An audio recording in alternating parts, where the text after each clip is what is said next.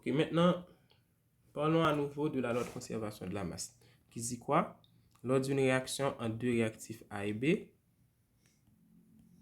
qui donne des produits C et D, donc l'équation s'écrit sous la forme de A plus B qui donne C plus D.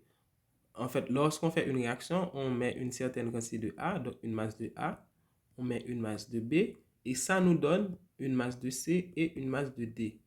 Et qu'est-ce qu'on a constaté avec l'expérience? On a constaté que la masse de A additionnée à la masse de B donne la masse de C additionnée à la masse de D. C'est ce qu'on appelle la loi de conservation de la masse qui dit que au cours d'une réaction, la masse se conserve. La loi de conservation de la masse ou encore et la loi de Lavoisier qui est le chimiste qui a énoncé cette loi. Maintenant, différentes façons de prononcer cette loi qui dit que au cours de la réaction chimique, la masse se conserve. Ça signifie la masse qu'on a avant, c'est celle qu'on aura toujours après la réaction. Encore, la somme des masses des réactifs est égale à la somme des masses des produits. Exemple, si je sais par exemple au cours de la réaction HCl plus et Al qui me donne AlCl3 plus et H2, pour équilibrer cette équation-là, je vais mettre 6 ici, 3 ici, 2 ici et 2 ici. Donc, si je sais qu'au cours de cette réaction-là, j'ai mis 219 grammes de HCl et 54 grammes de Al, ce qui me donne une masse de 273 au total de réactifs, eh bien, je sais que la masse de AlCl3 que j'obtiendrai additionnée à la masse de H2 que j'obtiendrai doit aussi me donner 273. Je ne sais pas à l'avance combien seront pour AlCl3 et combien seront pour H2. La seule chose que je sais, c'est que cette somme doit également me donner 273 aussi, car c'est ce que dit la loi de conservation de la masse. Maintenant, c'est un exemple qui était beaucoup plus simple. C'était l'exemple où on a H2O, H2 plus O2 qui donne H2O.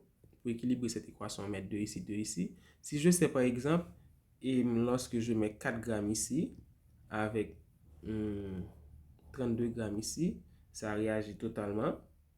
Et donc, ça va me donner 36 grammes. Donc, je saurai que la masse que j'obtiendrai ici, c'est 36 grammes. Parce qu'il n'y a pas plusieurs options. Il n'y a qu'une seule option, étant donné qu'on n'a qu'un seul produit. Donc, les 36 grammes qui correspondent à la somme des masses des réactifs est également la masse du seul produit que l'on a, qui est H2O. Et donc, 36 grammes de H2O. C'est ce que dit la loi de conservation de la masse.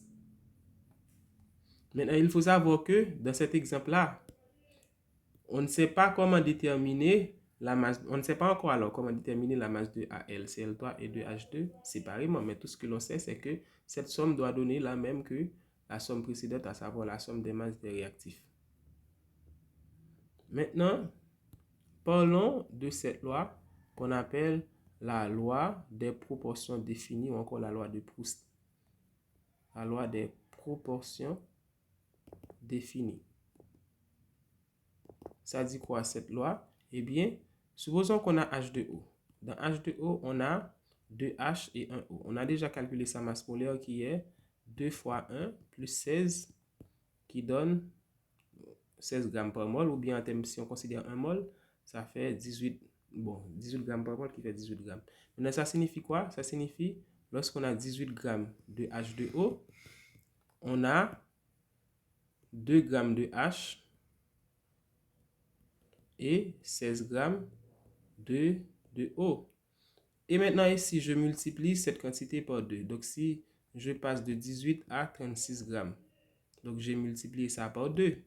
Qu'adviendra-t-il des masses de H2 et de O? Donc facilement, on va voir que la masse de H2 va être multipliée par 2 également. Donc ça me fait 4 grammes de H2O, de H2, désolé. Et également la masse de O va être multipliée par 2 également. Ça me fait 2 fois 16 grammes de O, donc 32 grammes de O. Donc, il y a une proportionnalité. Ça signifie quoi? Dans un composé, lorsque je multiplie la masse de ce composé par un facteur X, eh bien, la masse des constituants de ce composé sont multipliés par le même facteur X. Si j'ai ce composé-là, Al2, SO4, pris 3 fois, Avec les masses molaires, on a AL qui est 27, donc on fait 2 fois 27. On a S qui est 32, on a 3S, donc on fait 3 fois 32. On a O qui est 16, on a 12 O au total. 4 en indice, 3 en indice de l'autre côté, donc ça fait 12 fois 16. Et donc, ça fait 54 plus 96 plus 12 fois 16 qui donne une masse de 342 grammes. Donc, ça signifie dans 342 grammes de Al2 SO4 pris 3 fois, on a 54 grammes d'aluminium, on a 96 grammes de soufre et on a 192 grammes d'oxygène. Maintenant, avec tout simplement ce rapport-là, on veut déterminer les quantités, les masses d'aluminium, de soufre, de eau dans n'importe quelle quantité de Al2SO4 puis 3 fois considérée. Supposons qu'on a, par exemple, 50 grammes de Al2SO4 pris 3 fois. On vous demande de calculer la masse de Al là-dedans, la masse de soufre et la masse de eau. Vous faites la règle des 3. Eh bien, la règle des 3, par exemple, pour la masse de Al, vous faites quoi? Vous dites que je sais que Al2SO4 pris 3 fois, dans Al2SO4 pris 3 fois, j'ai 2 Al. Or, je viens de voir que dans 342 grammes de Al2SO4 pris 3 fois, j'ai une masse de 54 grammes d'aluminium. Et donc, pour les 50 grammes mentionnés ci-dessus, donc on aura X. Et donc, ça nous fait X égale 50 fois 54 divisé par 342, le tout s'exprimant en grammes. Donc, voici la réponse. Et ça va être la même chose pour les autres. Ça, c'est pour AL, MAL. Et bien, M pour S. À la place de pour S, on aurait 50 en procédant de la même façon. 50 fois 54, non, pas 54, c'était 96 pour S, divisé par 342, le tout s'exprimant en grammes. Et pour O, aussi, on allait avoir 50 fois 192 divisé par 342, le tout s'exprime en grammes. Aussi simple que ça. Donc, qu'est-ce qu'on voit ici? On voit que, quel est le nombre qui apparaît ici? 192, c'est le nombre qu'on avait calculé ici pour oxygène qui était 12 fois 16. Donc, c'est ce nombre-là qui apparaît ici. Et le nombre qui est là, c'est la masse qu'on avait trouvée lorsqu'on avait 192 grammes d'oxygène. Et 50, c'est la masse qu'on a donnée dans l'exercice. Maintenant, la loi des proportions définie, ça signifie quoi? La loi des proportions définie et postule que la proportion d'un élément dans un composé est définie, quel que soit, et ceci indépendamment de la masse considérée. Donc, ça, c'est l'énoncé de la loi des proportions définies. La loi des proportions définies dit quoi?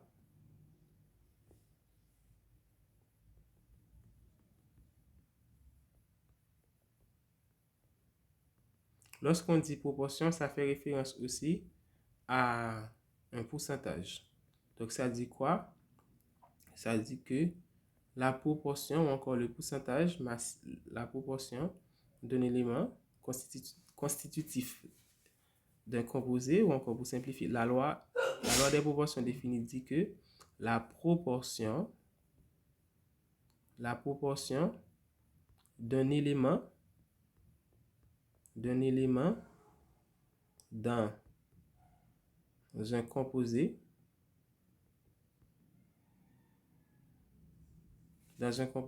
est définie ou bien est constante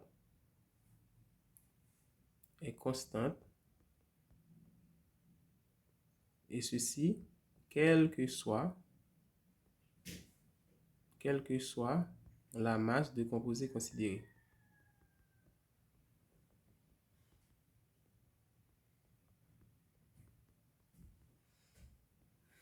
La loi des proportions définie dit que la proportion d'un élément dans un composé est constante quelle que soit la masse de composé considérée.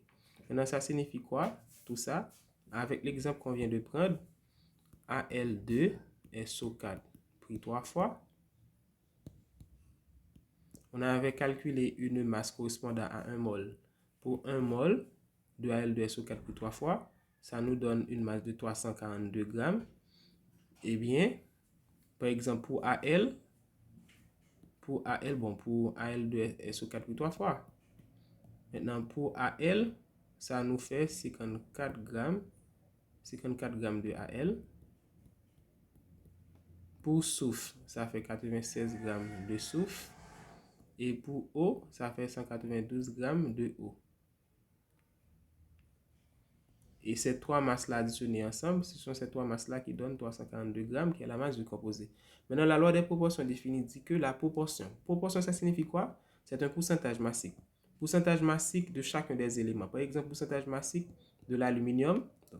Pourcentage massique de l'aluminium. C'est quoi la formule? Elle est assez simple. C'est la masse de l'aluminium divisé par la masse du composé. Ici, le composé est Al2SO4 pris 3 fois. Et le tout multiplié par 100%.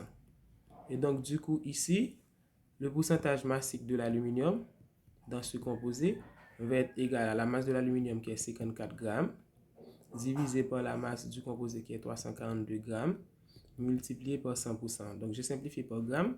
Donc, ça n'aura pas d'unité. Donc, je fais 54 divisé par 342. Et donc, ça me fait un pourcentage de 15,789, quelque chose comme ça, pour cent.